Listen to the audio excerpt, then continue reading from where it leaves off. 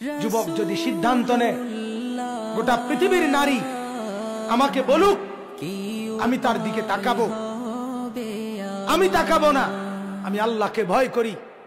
আর শাজিম থেকে আল্লাহ তাআলা বলবেন, হাদিসের মধ্যে আছে, যুবক আমি নিজ হাতে তোর কলিজার ভিতরে ঈমান আমি দিয়ে দেব।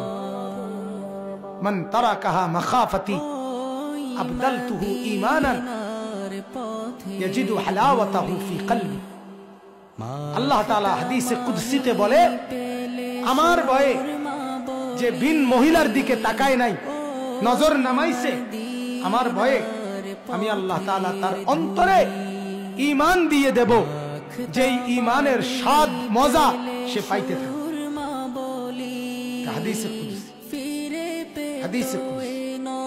একবার যুবক নজর ফিরানো ভিন নারী থেকে ঈমানের স্বাদ আর মজা। নবীজি বলেন, রাজুলুন দাআতহু ইমরাআতুন যাতু মানসাবিন ওয়া জামালিন ফাকালা ইন্নী আখাফুল্লাহ। যেই যুবককে, যেই পুরুষকে কোন সুন্দরী রূপসী বংশীয়া নারী জিনার দিকে আমন্ত্রণ করে, অশ্লীলতার দিকে, প্রেমের দিকে, সেই ছেলে, সেই যুবক, সেই পুরুষ যদি বলে, না আমি আল্লাহকে ভয় করি, ইন্নী আখাফুল্লাহ, খোদার কসম, আরশ আজিম থেকে, তখন আল্লাহ তাআলা খুশি হয়ে বলে, যুবক আমি ওয়াদা দিলাম হাসরের দিন আমার আরশের নিচে আমি তোকে আমার পাশে বসবে, আমার সাথে রাখবো।